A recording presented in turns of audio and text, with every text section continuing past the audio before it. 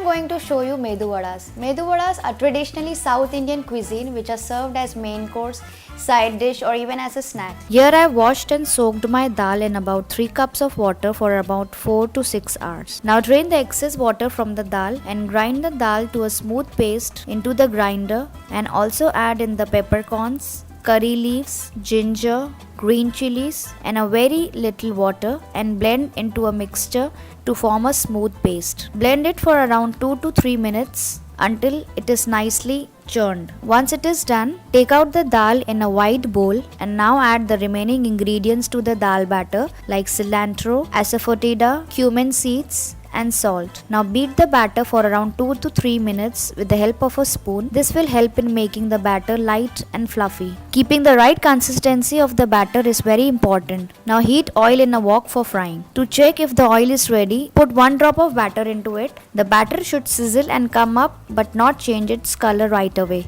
If the oil is very hot, vadas will not cook through and it will not become very crispy. Now wet your palms with water and take a golf size batter and place over your palm. Flatten to make it a round shape and make a hole in the center of it. It should look like a donut shape. Now slowly slide the vada into the hot oil. Now similarly do it for the entire batter. Now fry the vadas from both the sides until they turn nice golden brown in color. Now once they are done, it will take around 2 to 3 minutes on either sides. Now remove them on a kitchen towel to drain the excess oil. My perfect Medu Vadas are ready. As you can see, they have cooked quite good and they are crispy outside and juicy and tender inside. Do try it and let me know how it turned out in the comment section below.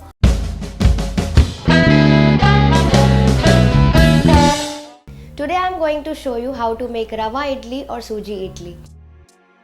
First combine the semolina with curd, coriander, salt and a cup of water in a bowl and mix well nicely.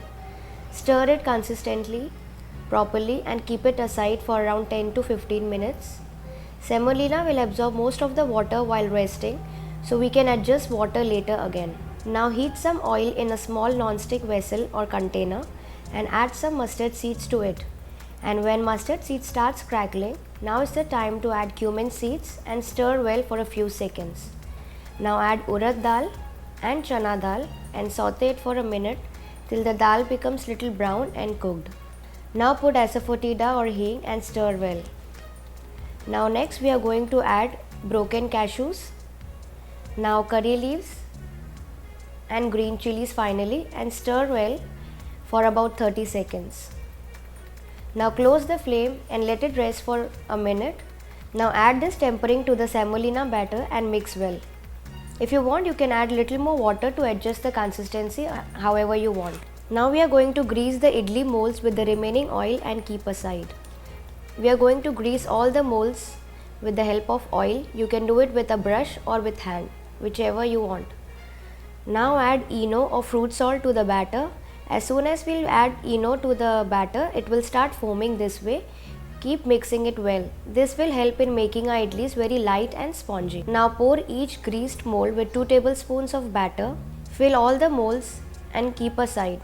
Now put it inside the container or idli steamer which is filled with some water for steaming and close it. Let it cook on medium-high heat for around 10 to 12 minutes. Now it has been 10 minutes. Let's check it with a knife. If it comes out clean, that means it's ready. Yes, I think it's done now. Let it cool down for around 5 to 10 minutes. Then we can unmold it in a plate. Now our idlis are ready to serve. You can serve it with any kind of coriander chutney, coconut chutney or any chutney of your choice. Now my lovely, healthy, light and spongy Rava idlis are ready to eat now. Doesn't it look lovely and amazing? Do try it and let me know how it turned out in the comment section below.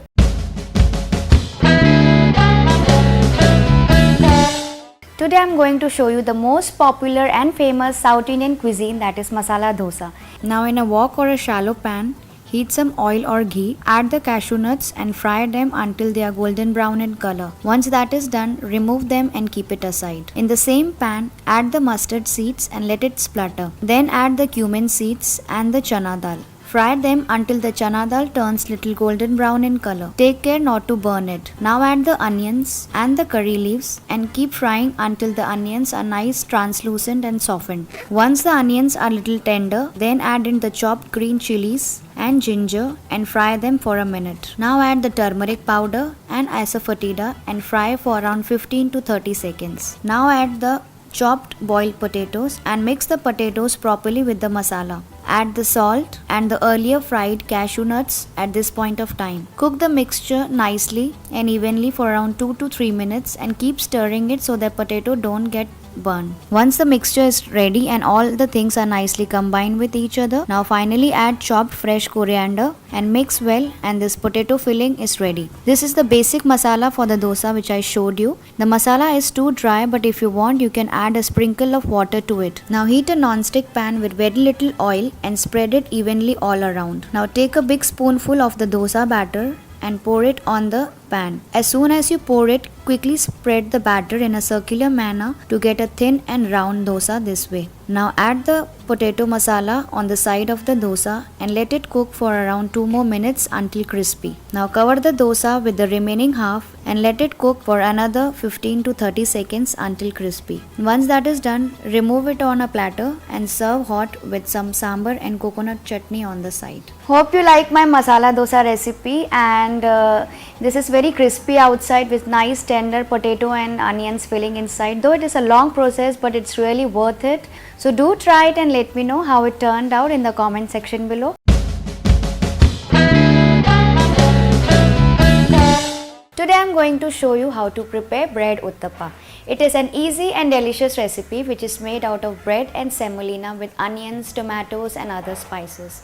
In a bowl, take the semolina. Now add salt to it. Also add in the yogurt and mix well until all the three are nicely combined with each other. Now add water and mix well and let the batter rest for around 10 minutes. Semolina will absorb most of the water. Now check the consistency and add some more water as desired to make a thick pouring consistency. Now to this add the onions, tomatoes, bell peppers and mix well.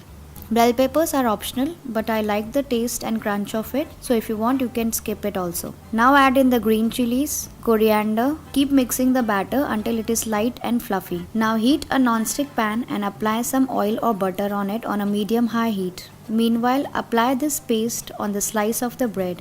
Here I have used roundels. You have cut the bread into roundels. If you want you can use the entire bread, and after toasting it you can cut into triangles. Now gently place the slice on the hot pan with the batter side facing down onto the butter and let it cook for around 2 minutes, and keep pressing the top a little so that the batter is cooked evenly and becomes little crispy. If you want you can pour some more oil or butter on the sides of the bread to toast the bread if required. Turn the bread slices upside down to cook from both the sides evenly to make it golden brown in color. Once it is nice brown on the top, remove it on a platter and serve hot.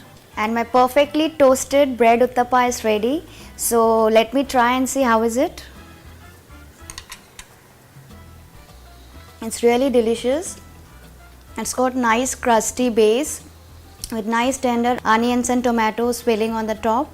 And this is a very light preparation and it's perfect for any kind of breakfast, mornings or evening snack. And if you want you can also try this for your children for their tiffin boxes with some ketchup on the side. So do try it and let me know how it turned out in the comment section below. Also hit the like button and do subscribe to my channel for more such lovely recipes.